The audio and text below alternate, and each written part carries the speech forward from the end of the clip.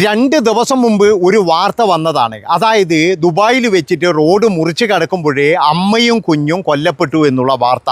അപ്പോൾ തന്നെ എന്ന് പറഞ്ഞാൽ എല്ലാവർക്കും ഒരു സംശയവും കാര്യങ്ങളൊക്കെ ഉണ്ടായിരുന്നു. അപ്പോൾ അതിൻ്റെ അകത്ത് കൃത്യമായിട്ട് പറഞ്ഞത് എന്താണെന്ന് വെച്ച് കഴിഞ്ഞാൽ അവരുടെ വണ്ടി പാർക്ക് ചെയ്ത് റോഡ് മുറിച്ച് കടക്കുമ്പോഴാണ് സംഭവം ഉണ്ടായത് എന്നാണ് നമ്മളിവിടെ പത്രമാധ്യമങ്ങളിലൊക്കെ വന്നത്.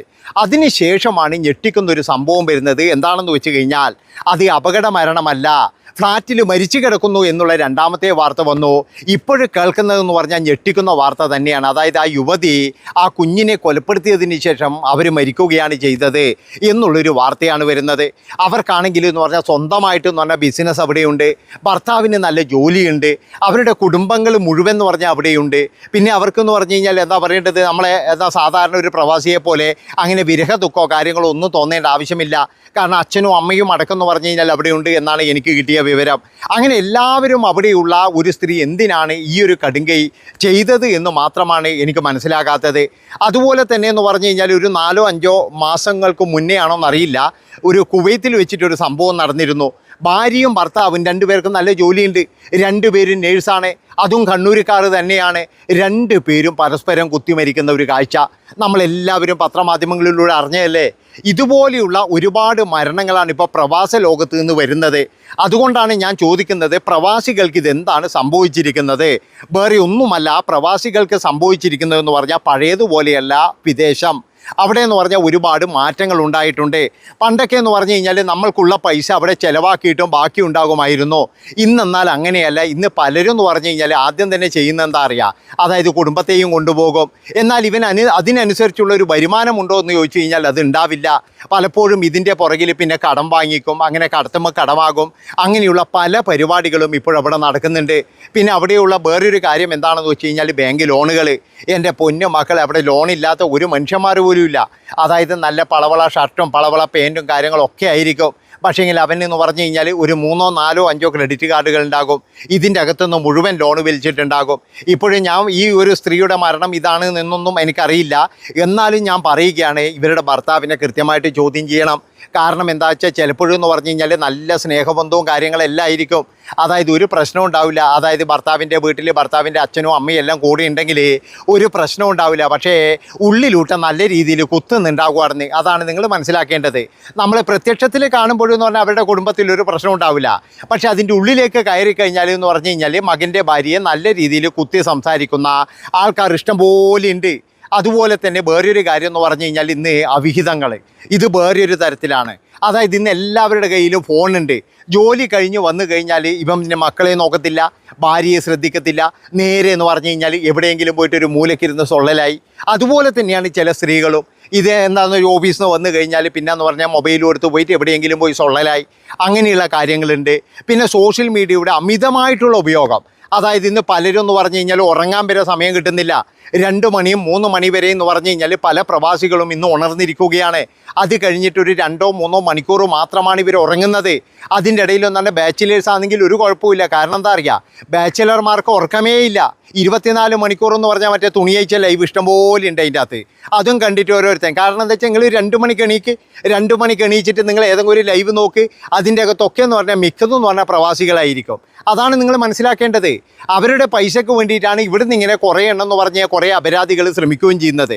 അപ്പോൾ അതുകൊണ്ട് തന്നെ എന്ന് പറഞ്ഞു കഴിഞ്ഞാൽ ഇന്ന് നമ്മൾ കാണുന്ന ആ പഴയ ആ ഒരു വിദേശമൊന്നുമല്ല. ഒരുപാട് മാറ്റങ്ങളുണ്ട്, ഒരുപാട് മാറ്റങ്ങൾ വന്നിട്ടുണ്ട്. പിന്നെ ഇവിടെയൊക്കെ എന്ന് പറഞ്ഞാൽ എണ്ണയ്ക്ക് വില കൂടുന്ന പോലെ തന്നെ അവിടെയും കൂടിയിട്ടുണ്ട്. ഇവിടെ സാധനങ്ങൾക്ക് വില കൂടുമ്പോൾ അവിടെയും കൂടുന്നുണ്ട്. അപ്പോൾ അങ്ങനെയൊക്കെ ആയിട്ട് ഇപ്പോഴെന്ന് പറഞ്ഞാൽ കഷ്ടിച്ച് ജീവിച്ചു പോകാം എന്നുള്ളൊരു സിറ്റുവേഷനിലാണ് പല പ്രവാസികളും ഇപ്പോഴേ. അതായത് നിങ്ങൾ പ്രവാസികളോട് തന്നെ അന്വേഷിക്കുക. അവിടെ ഇപ്പോൾ 10, 12, 15 വർഷമായ പല പ്രവാസികളും അവിടെയുള്ള ആ പ്രവാസികളുടെ ഭാര്യമാർ പറയുന്നത്, ഞങ്ങൾ സഹിച്ചിട്ടാണ് ഇവിടെ നിൽക്കുന്നത്, വളരെയധികം കഷ്ടപ്പെട്ടിട്ടാണ് നിൽക്കുന്നത്. കുറച്ചൊക്കെ വിദ്യാഭ്യാസമോ കാര്യങ്ങളോ ഉണ്ടെങ്കിൽ എന്തെങ്കിലും ഒരു ജോലി കിട്ടും. ജോലി കിട്ടിക്കഴിഞ്ഞാൽ തന്നെ എന്ന് പറഞ്ഞു കഴിഞ്ഞാൽ നമ്മൾക്ക് അവർ നിശ്ചയിച്ചൊരു ശമ്പളമുണ്ട്. ആ ശമ്പളത്തിന് നമ്മൾ ജോലി ചെയ്തോളണം. ഇനിയിപ്പോൾ ആ ശമ്പളമില്ല, ഇതെനിക്ക് പോരാ, ഇത്ര വേണമെന്ന് പറഞ്ഞിട്ടുണ്ടെങ്കിൽ അതിലും കുറച്ചിട്ട് ഇവിടെ പണിയെടുക്കാൻ ആളുടെ മക്കളെ നിങ്ങൾ നാളെ തന്നെ പോയിക്കോ എന്നാണ് പറയുന്നത്. ഇന്ന് അതാണ് പ്രവാസ ലോകത്ത് നടക്കുന്ന പ്രധാനപ്പെട്ട വില്ലെന്ന് പറഞ്ഞു കഴിഞ്ഞാൽ ഒരാൾക്ക് പോലും ജോലി സ്ഥിരതയില്ല.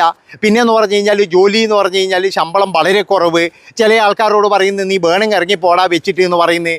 അങ്ങനെയൊക്കെ പറയുന്ന ഇഷ്ടംപോലെ മുതലാളിമാരുണ്ട്. അതായത് നമ്മൾ കാണുന്ന പോലെ എന്ന് പറഞ്ഞു കഴിഞ്ഞാൽ വരുന്ന പെട്ടിയും ആ പളവളപ്പും ഇപ്പം കുറേ കുറഞ്ഞിട്ടുണ്ട് കേട്ടോ. കാരണം എന്താണെന്ന് വെച്ചാൽ ഇപ്പം നാട്ടിൽ തന്നെ ഈ ഒരു കാര്യം ഇഷ്ടംപോലെ കിട്ടുന്നുണ്ട്.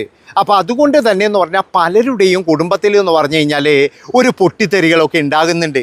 അപ്പോൾ അതുകൊണ്ടാണ് ഞാൻ പറയുന്നത്, ഇന്ന് നിങ്ങൾ ദുബായിക്കാർ എന്ന് പറഞ്ഞിട്ടോ അല്ലെങ്കിൽ പ്രവാസികൾ വലിയ വലിയ ജോലിക്കാർ എന്നൊക്കെ പറഞ്ഞിട്ടോ അഹങ്കരിക്കുന്നതിന് പകരം നിങ്ങൾ എന്ത് ചെയ്യണം എന്നറിയാം.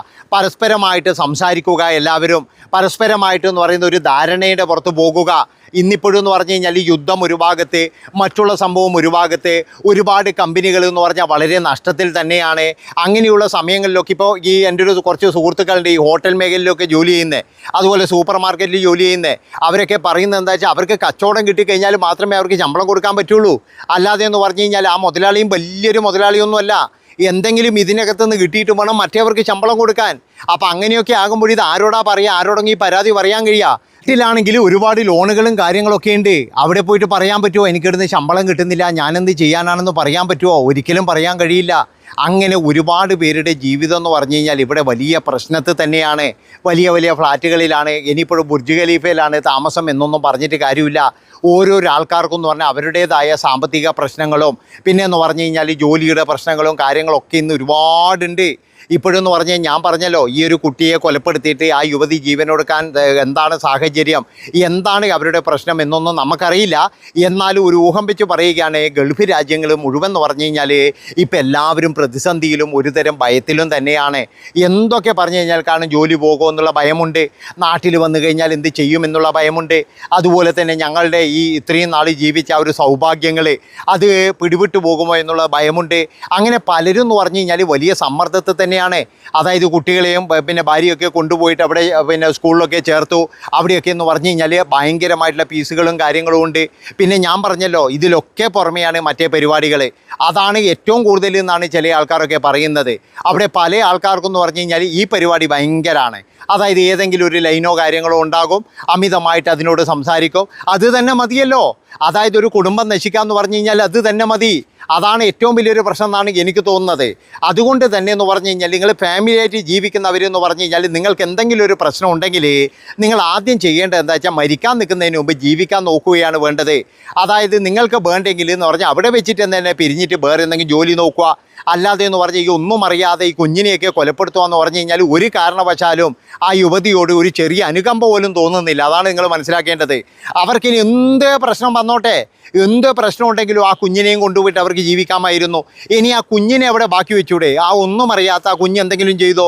അതാണ് മനസ്സിലാക്കേണ്ടത്. അപ്പോൾ ഇങ്ങനെയുള്ള ഒരുപാട് ടീമുകളുണ്ട്. എന്താണെന്ന് വെച്ച് കഴിഞ്ഞാൽ എങ്ങനെയെങ്കിലും ഇയാളുടെ മനസമാധാനം കളയണം. ഒരു തേങ്ങാക്കൊലി ഉണ്ടാവില്ല. ഇതിന് മുന്നെയൊക്കെ എന്ന് പറഞ്ഞാൽ ട്രെയിനിൻ്റെ മുന്നിലും അവിടെ ഇവിടെയൊക്കെ ചാടിയിട്ട് ഒരുപാട് ആൾക്കാർ തീർന്നിട്ടില്ലേ എന്ന് വിചാരിച്ചിട്ട് അവരൊക്കെ എന്ന് പറഞ്ഞാൽ ഇപ്പോഴും കണ്ണീര് പൊഴിച്ചുകൊണ്ടാണോ നിൽക്കുന്നത്?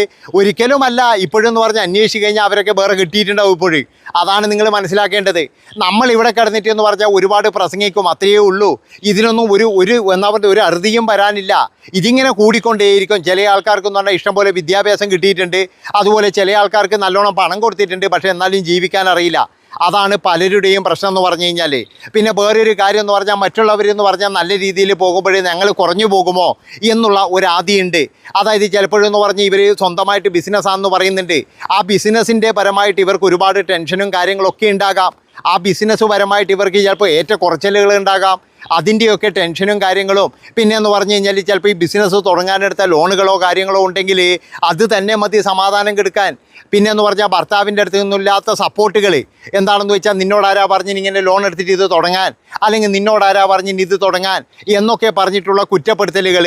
പിന്നെ എന്ന് പറഞ്ഞാൽ പല വീടുകളിലും ഞാൻ പറഞ്ഞല്ലോ എല്ലാവരും വളരെ സന്തോഷത്തിൽ തന്നെ ആയിരിക്കും, എന്നാലും ചില കുത്തലുകൾ എന്ന് പറഞ്ഞു കഴിഞ്ഞാൽ ഓണുണ്ട്. ഇനി എന്തൊക്കെ പറഞ്ഞു കഴിഞ്ഞാലും അമ്മായിയമ്മ മരുമകൾ എന്ന് പറഞ്ഞു കഴിഞ്ഞാൽ അതിന് 25 കൊല്ലം നമ്മുടെ ഓടക്കോയിലിട്ട് കഴിഞ്ഞ് കഴിഞ്ഞാൽ നേരെയാവില്ല എന്നേ ഞാൻ പറയുന്നുള്ളൂ. അപ്പോൾ ഏതായാലും അതിൻ്റെ കാര്യങ്ങൾ എന്താണെന്ന് അറിയട്ടെ, അവരെന്താണ് ഇങ്ങനെ ചെയ്യാനുള്ള കാര്യങ്ങൾ എന്നൊക്കെ പുറത്തു വരട്ടെ. നന്ദി, നമസ്കാരം.